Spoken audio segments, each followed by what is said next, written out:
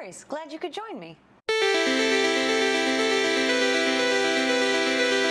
I'm feeling crazy, Aries. Okay, so the Cancer full moon that happens on January 12th, it lands in your 4th house of home, like your home environment, nurturing, the mother, or it could be children, but it's mostly the mother. And what we want to think about here is, it's a full moon again, so we release. So we want to release with nurturing energy the things in our environment that no longer really work for us anymore. Issues with mom, dissolve some issues with mom. It's a good time actually to take a look at the things that are in your immediate environment and say, oh wait, this thing doesn't really work for me anymore, so I'm not gonna keep it. It's a good time to clean house. It's a good time to get rid of the things that you no longer need or want, and it's a good time to let other people could use them. It's a double win-win. You get rid and other people get it because they need it. Yeah, so that's the 4th house. That's what that's all about. Like, really, I feel like there's really the ability to dissolve some issues with mom, dissolving issues with mother, or with the primary nurturer in your family, because it's really about nurturing. It also might be a chance for you to release some of the pressure that you put on either your own children or the pressure that you put on your own children, your own, but also let go of the things that don't nurture you. This is a big nurturing thing. Really go through your house and do that hold things and see how it makes your soul feel. Like, it's a perfect time to do that around January 12th. You'll get rid of hordes of stuff, loads, and people will want them. Take them to Housing Works, take them wherever, if they're really nice stuff, go donate them. And people need things that you don't need anymore, so pass it along. And then the Aquarius new moon that happens on January 27th is in your 11th house of groups. Now, this is really, really good news because new moons plant seeds, and Aquarius, it's in its natural placement. You have really good moons this month. They're in very, very productive places. So aside from letting go of maternal nurturing, smothering instincts that we have on the 12th, on the 27th, that's when we can really find ourselves part of a brand new group. We can bring in a new group of people that either have like minds or similar interests and all that good stuff. It's Aries, it's just a really good time for you to take stock, okay? You want to let go of those things that aren't nurturing you, especially in your home environment. Donate them. Don't keep them around because you feel like you might need them on a rainy day, or you feel like you might want to use them, or they add to your status or something. Screw all of that. They might actually be preventing you from attaining the things that you really need because you're giving the universe a signal like, oh, I have everything, and I want more, but it's not how it all really works. So then that Aquarius new moon, and the groups, you can really plant a seed and draw in like minds. If you set an intention around the 27th for the universe to bring you people of like mind, you're gonna see it come to fruition, and it's gonna take a little bit of time, but overall, about 10 months, you'll be surprised. Just do it. Just do it. If you need a new group, now is the time to set that intention, say it out loud, and be like, I need a new group. I want a new group. I want a group where I belong. I want a group with like minds. It's okay. Light a little candle. There's a lot of fire in the sky. Light a little candle on the 27th and ask for that group to come to you. Come to me, group. Come to me, group. I think the only way we really receive what we want is when we legitimately ask for it. And the good news, Mars moves into Aries on January 28th. Yay! That'll be fun. Mars is a planet, it's your ruling planet, but it's the planet of war, of aggression, of change, of action and drive. So moving into Aries, as you know, it's your energy is very much like you're the initiator, you're the spark, you are me first, you're like a whoosh of energy. And having Mars there, and everyone will be feeling this, but you'll be feeling it extra because, it's your sign. Mars is in your sign. So you may be feeling so much more spontaneous, action driven. You might be like, boom, I've got to start stuff right away. Now be careful of starting too many things, because it's easy to start things with Mars in Aries and you have enough energy, you might burn, you don't want to burn out, is all I'm saying. But you're also impulsive, and this energy is like quick and courageous decisions, right? Which is pretty exciting. We also have to be careful, because that means we can be quick to anger, you especially, Aries. And you might want to watch your ego too. All of us need to watch our ego when Mars is in Aries, because it makes you puff up your chest. It makes us all say, I'm right. And you just move before you think. Oh, okay, here we go. Ooh, guys, you're looking at some serious transformation. Oh, transformation. Oh, transformation. Oh, transformation. Oh, transformation. So, okay, so we're done with some things and we want to move on. We just want to be like, this is enough, what's next, what's next? I can feel the energy of like, ooh, ooh, it's like a chest on my, it's like a fist on my sternum.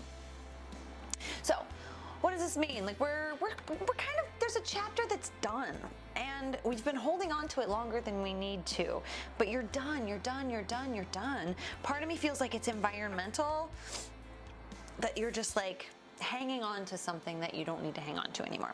But the world is about, it's like a graduation. Like, I'm here to tell you that it's okay to move on from whatever it is you're like, it's like you're white knuckling something. I feel like I've been saying that with you a lot lately, Aries, because I think you're afraid to move forward. There's this fear of moving forward. Well, I think you're going to be presented with an interesting choice this month about how to proceed that I think might shift your mindset and might make you start saying, you know, I am done with this. This is actually something that I am done with, and I'm ready for something new. Maybe not a new adventure. It's not, because it won't feel like an adventure. It will feel like the opposite of an adventure, which is why I think maybe you're hesitant to move forward into it. This is what I'm talking about. The option is coming. The Two of Pentacles. Just holding those two things, and you've been doing a really good job so far of balance, but suddenly there's this new thing in the equation that makes you a little bit jumbled. I feel like it's about where you put your body. I don't know if it's work, home environment. I'm not really sure, but there's something. And then Ace of Pentacles we have too, which leads, I don't know if some of you might be looking for new work, have an opportunity for brand new work, physical work. There might be this, you might actually start working in a group. But I'm getting this, there's like a solo group work. Now, I know that's wildly contradictory, but it's almost like you work for a group of people from home or something like that. And part of me thinks there's a physical element to it. I don't know exactly what that means. I just say what I see. But here's the thing, we also have to we got some control issues this month, Aries. And that's the thing too, why you're not, like, you're hesitant to graduate from where you are into the next level. Because it's almost like you want to control the beast within, but the beast actually just needs to be pet. So again, this to me also shows that there's maybe some parts of yourself that you're not acknowledging right now. You're letting some of either the darker emotions, which I don't even know that you're acknowledging that you have these dark emotions, but there might be some of that turmoil that will classify as the beast, the strength. If you look, there's a lion in this one? Yeah, a lion. And oh, I love, this card is so beautiful. It's so much sweeter than the original Rider-Waite. But the traditional meaning of this is basically like, who's in charge? You have to work together with that inner thing that you fear the most, the inner thing that you fear the most. You have to work with it. You have to pet it and embrace it, and not fight it. And that's kind of, I feel like there's this release around that this month about, yeah, moving forward from the need to control so much in internal gunk. Like, you might have an opportunity, and you might be working with that. You might have the opportunity for a physical outlet for that. Maybe that work is actually also about your physical environment. If you're not doing anything that like makes you sweat this month, you're gonna need to, with Mars and Aries, you're gonna need to do something that legitimately makes you sweat. Like aggressive sweat. Because you're going to find that it's releasing some things inside of you that you don't want to keep, you don't want to hold on to. Things you might not even know were there, or you did, but you're denying that they're there. I hate to say it, but I get a denial. I keep hearing a little bit of denial. But you're going to be okay. You're ready to graduate from wherever you are right now. And white knuckling what you have in this ideal of what you think you have to be, honey, that's just keeping you held in place. You're not going to be able to graduate at all if you do that. It's like a 5th-year senior. It's like an 8th-year senior, you know, that's afraid because it's O'Banion from Dazed and Confused, who just wants to stay so he can kick the freshmen's asses. These are the Sacred Symbol Oracle cards. That was so hard to say. These are the Sacred Symbol Oracle cards. Hey! Yeah. Ooh. Message. Remain open for messages. And these are, hell, look for butterflies. Seriously, sometimes it's just that literal that it blows your mind. You're like, oh, a butterfly. I remember hearing something about that. But truly, it's almost like spirit guide communication. I would be on the lookout for things you associate with either past loved ones. I'm obsessed with the number 13. I was born on Friday the 13th in October. I love 13. And when I see it, it means something to me. So that's what this month is about. Look for these little messages. They're being dropped to you by spirit. Think about what you're going through when the message appears. That's a huge clue as to what direction to head, maybe what you're holding on to too tightly, you know? But you've got to start paying attention to signs, to your internal nature.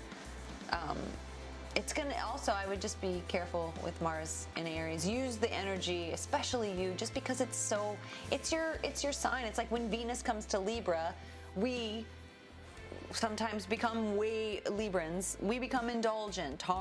If it goes into Taurus, watch out. The Taurans are just like, their money's gone. They are getting the best chocolates around, shit like that. But for you, Mars energy, this energy is like lighting up your sign. It's lighting up your first house. It's like, whoa! You got this, Aries. You got this. Thank you so much for watching. Don't forget to subscribe and give me a thumbs up if you like the video. Leave a comment down below for me. Let me know what's going on with you, how these readings, if they resonate, or what's, like little things that pop up for you through the month. Also, if you have any questions, I'm totally here to answer. That's what I do. I love to talk about this stuff. And it's a good time to get a personal reading from me. I will link my info in the description. I mean, you can get an entire personalized reading for 2017, and it's, much more exciting one-on-one. We get more specific than, the general population for Aries reading.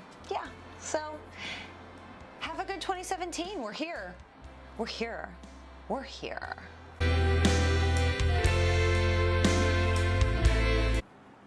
She's crazy, folks.